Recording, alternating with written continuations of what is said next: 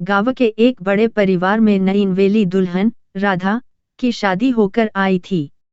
उसका पति अमित बहुत ही सीधा सादा और मेहनती इंसान था, लेकिन उसका छोटा भाई रोहन कुछ ज्यादा ही मस्तमौला और मजाकिया था।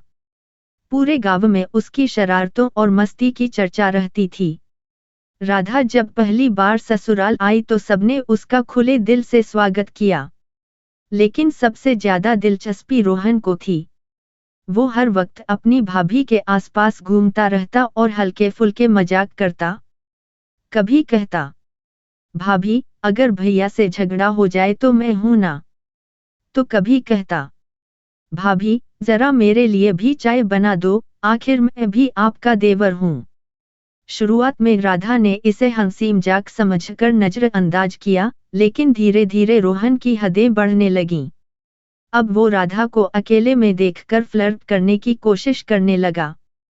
कभी कभी तो हद ही कर देता, जैसे, भाभी अगर मैं पहले मिलता तो क्या मुझसे शादी कर लेती।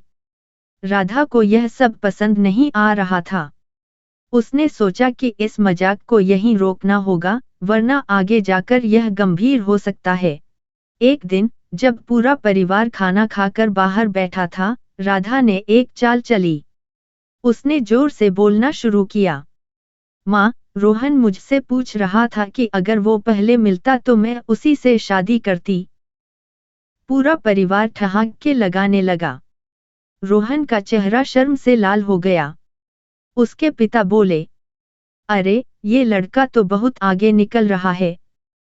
तू शादी के लिए इतना बेचैन क्यों है। रोहन को एहसास हो गया कि उसकी हरकतें अब सबके सामने आ गई हैं। उस दिन के बाद उसने राधा से ऐसी बातें करनी बंद कर दी और अपनी हद में रहने लगा।